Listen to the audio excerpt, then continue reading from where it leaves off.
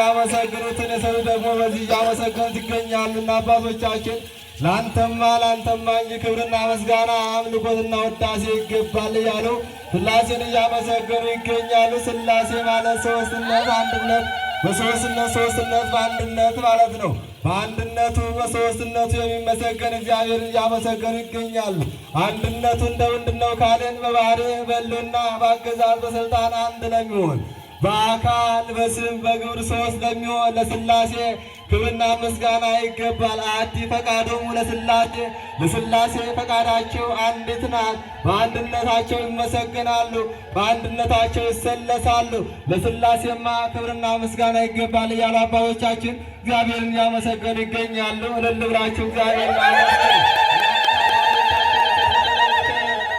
እንድናመሰግን የፈቀደልን የጠራን የመረጠን የድንግል ልጅ እሱ ነው። እልል ብላችሁ እግዚአብሔርን አመስግኑ።